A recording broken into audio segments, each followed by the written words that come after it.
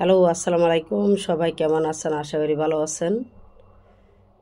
হয়তো আমার কথার মাঝে কিছু কিছু সম্পর্কের মানুষ চলে আসবে, কিছু মনে করবেন না। হয়তো ফেসবুকটা হলো একটা ফ্যামিলি, মানুষের দুঃখ সুখ যা আছে সব এখানে প্রকাশ করে। আমিও সেম। তা আমার দুঃখের বিষয় হলো ওই জায়গায় 2013 সালে আমার বাবা আমার স্বামী মারা গেছে। আমার দুইটা ছেলে, একজনের বয়স 7 বছর, একজন 2 বছর।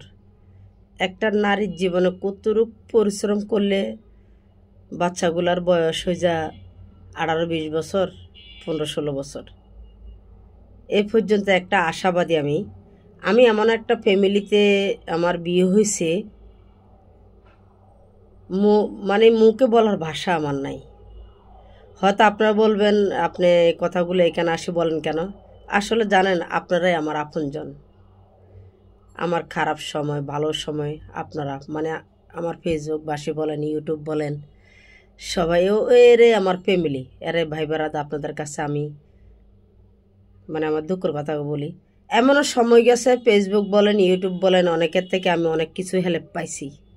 আজ যদি ওরা আমার সহযোগিতা না করতো, আর এ পর্যন্ত আমি আসতে পারতাম না।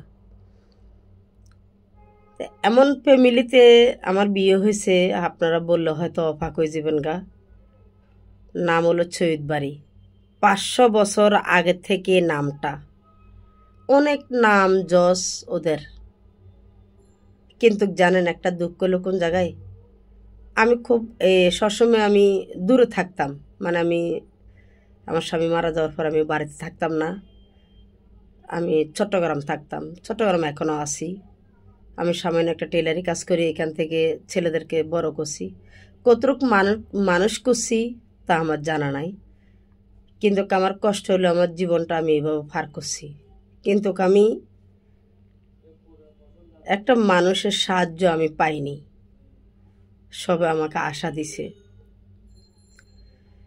তা আমি একটা নারী, আমি ওই আশা ধরে আছি যে এমন কিছু মানুষের নাম বলবো না, আমি চাই না যে আমি ওদের নাম বলে ওদেরকে অসম্মান করি, এটা আমি চাই না। দূর থেকে আমি ওদেরকে ভালোবাসবো, কিন্তু এমনও আশা দিছে। ধরুন আমার এমন কোনো টাকা পয়সা নাই যে আমি গদুয়া তুলি বাচ্চাদের কিনে থাকবো, এরকম ক্যাপাসিটি আমার নাই। আমার শ্বশুরও মারা গেছে, শাশুড়িও মারা গেছে। হয়তো শ্বশুর যদি বাঁচি থাকতো, হয়তো কিছু না কিছু তো অন্তত সহযোগিতা পাইতাম, বা আমার শ্বশুর দেখতো। কিন্তু দুর্ভাগ্য, আমার শ্বশুরটাও মারা গেছে। আমার স্বামী মারা যাওয়ার পরে মারা গেছে কিনা জানি না, উনি হারিয়ে গেছে। শাশুড়ি মারা গেছে। কথা আছে না, নিজের আপনজন যদি বাঁচি থাকে না, মানুষের থেকে খুঁজি অন্য লোক খাওয়াইতো, বা একটা সনর্গত দিয়েও রাখতো। এটা আমার বিশ্বাস। দুর্ভাগ্য হলো আমার স্বামীরা 3 ভাই 1 বোন। এত পুরা কোয়াল আমাদের, এত বড় শহীদ বাড়ি, এত বড় বাড়ি, সে বাড়ির ভিতরে থাকার কিন্তু মানুষও নাই। আর আমি তো একটা টেলারে কাজ করি, বা গ্রামে গেলে কি করব, ওই হিসাবে দূরে আছি। সবার সাথে আমার যোগাযোগ আছে, সবার সাথে। তো আমার জামাই মারা যাওয়ার পরে মানে আমি 75,000 টাকা পাইছি।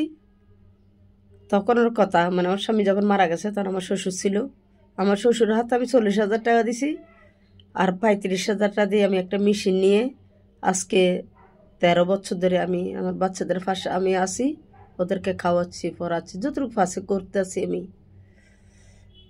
আর এত বছরের ভিতরে আমার দেবরে এই 40,000 টাকা নিয়ে আমাদের অনেক কিছু দেওয়ার কথা, দিছে না। আমার আর বলারও কিছু নাই।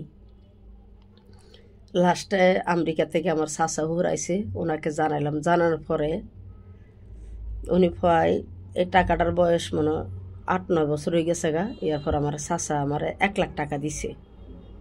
আমি মিথ্যতা বলবো কেন, আমেরিকা চাচা 1 লাখ টাকা দিছে। ওই টাকাটা এত কষ্ট গেছে, আমি একটা অ্যাক্সিডেন্টও করছি, আমি তারপরে ওই টাকাটা ভাঙিনি, কারণ একদিন জবাব দিতে হবে আমাকে।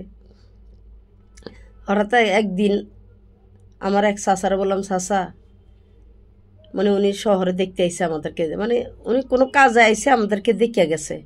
দেখার পরে চাচার কাছে একটা আবদার করলাম, চাচা আমি আইজ আছি, কাল নাই, আমার জন্য কিচ্ছু করতে হবে না, আমার কিচ্ছু দিতে হবে না, আপনাদের উপরে আমার কোনো চাওয়া পাওয়া নাই, শুধু আপনাদের কাছে একটা দাবি, আমার 2টা ছেলে, আমি তো মা, ছেলেরা যদি খারাপ হয় ভালো হয় তারপর আমার ছেলে, আমার তো আর ঘর দেওয়ার কোনো তৌফিক নাই। আমার শ্বশুর যতটুকু জায়গা আমরা দিছে, জায়গাটার ভিতরে চাচারে বলিয়েন, আমেরিকা চাচারে একটা ঘর তুলে দিবার লাগিয়া। তখন উনি অনেক বড় মন দিয়ে বলছে, ঠিক আছে তুমি তো ঘরে চাইছো, হ্যাঁ হ চাচা, আচ্ছা ঠিক আছে যাও, এটা হবে, মানে অনেক বড় আশা। আমি অনেক খুশি হয়েছি, অনেক আনন্দ হয়েছি। তার ভিতরে আবার একটা কথা বলছি, চাচা এখানে কিছু টাকা আছে আমি দিব। আচ্ছা ঠিক আছে, এটা তোমার চাচার লগে আমি আলাপ করে তোমরা জানাবো, বা আচ্ছা ঘরে তো চাইছো, আমার জন্য আমি কিচ্ছু চাইনি, আমার এতিম বাচ্চার জন্য চাইছি। ওদের বাড়িতে এরকম 50 জন মানুষ কাজ করে খাই যেতে পারব, এরকম ক্ষমতা আছে। কিন্তু এই পৃথিবীতে আমরা মা ফুত হইল 3 জন, আমাদের জায়গা হইল না। কিছুদিন আগে ওই চাচারা আবার ফোন করে দিলাম, চাচা একটা ঘর দেওয়ার কথা, তো আমরা তো বাড়িতে যাইতে পারি না, কার ঘরে কে যায়, আপনারা আমার একটা ঘর এটা তোমার চাচারা জানাইছি, তোমার চাচারা পারবে না, বিশ্বাস কর পারবে না। ভালো কথা প্রথমে কয়ে দিত এটা দিবে না, উনি আমাকে জানাইছে উনি দিতে পারবে না। যাক, না দিলে কি জোর করে কিছু করা যায়? কিছু করা যায় না। এক কষ্ট নিয়ে ফরি আছি, হয়তো আজকে অনেক কষ্ট হয়েছে, আজকে ভিডিওটা বানাইলাম আমি, কিছু মনে করবে না, ভুল ছুটিলে ক্ষমা করে দিয়েন। আমি এইটাও বলছি, আমি 2 লাখ টাকার ম্যানেজ করে দিব, সাজার কইন একটা ঘর তুলে দিত আমারে না, আমি যাইতাম না, আমার 2টা ছেলেরা। আর ওদের মানে আমার শ্বশুরবাড়িটা যত বড়, 100 ফ্যামিলি থাকলেও কোনো অভাব হবে না। তার জন্য অনেক বড় বড় মুখ দিয়ে, অনেক বড় মন দিয়ে চাইলাম, উনি না করে দিছে। আর আমেরিকা চাচালো তো আমার যোগাযোগ নাই, বা মেসেজ করি, মেসেজগুলো উনি হয়তো দেখে, রিপ্লাই দেয় না। এখন তো বোঝেন গরিবের কোনো মূল্য নাই। আমি কাউকে জ্বালাইও না, কাউর অর্থ নষ্ট করি না। আমি শহরে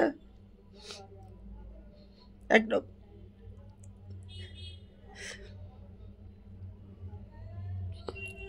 একটা বাড়াবাড়ি থাকি আমি।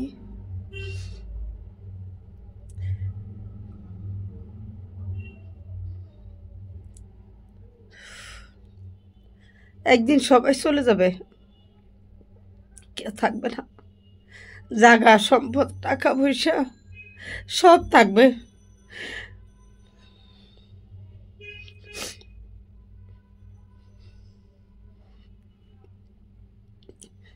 এতটা কাল আমি ওই অপেক্ষা বসিয়েছিলাম।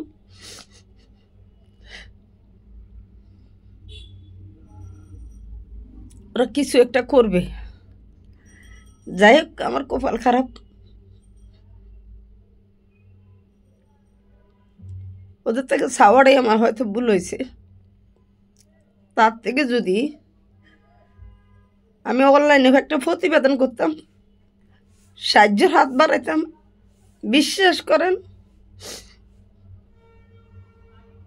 সকল প্রবাসী আমাকে সাহায্য করবে, এটা আমার বিশ্বাস। কিন্তু আমি চাই না, কষ্ট করে কাজ করে খাই যাবো,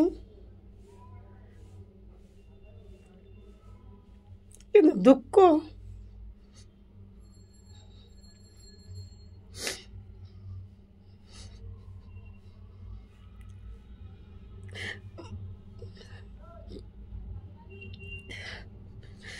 মানুষ তো মিথ্যা আশ্বাসও দেয়,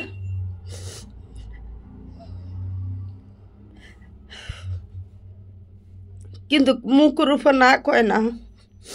আমি ওদের কোনো মান সম্মান নষ্ট করি নাই।